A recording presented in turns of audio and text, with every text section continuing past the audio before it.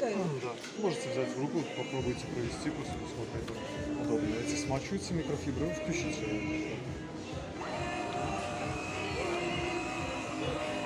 Мой Он капот. сам по себе ездит. Он такой легкий.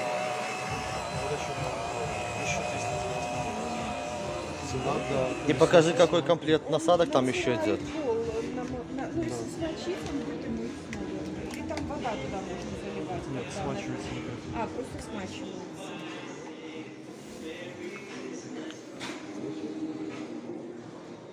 Он что-то сам по себе не тяжелый, по-хорошему, он сам же на полу ездит. Он же едет на полу, а это еще и едет сам по себе. Ну, эта штука очень классная. Это заменит очень важную уборку. То есть, да, тоже просто насадки менять и все Они получается, да? стираются, они споласкиваются, микрофибра. Нет, я имею в виду, что вот ну, там же Да, тоже да. В пылесос комплекте будет. вот здесь.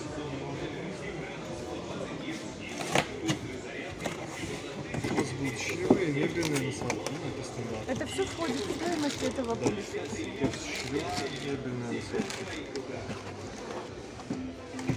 Щетка полковек, Вот этот вот, да? это стандартная. Мебельная турбощетка Мебельная, и это щелевой хорошо. концентрат. А для животных? Стандартная? Вот это стандартная, она хорошо себя ведет.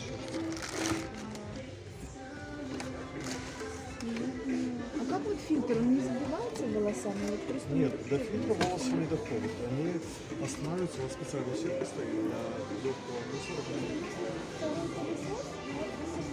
Здесь считается система.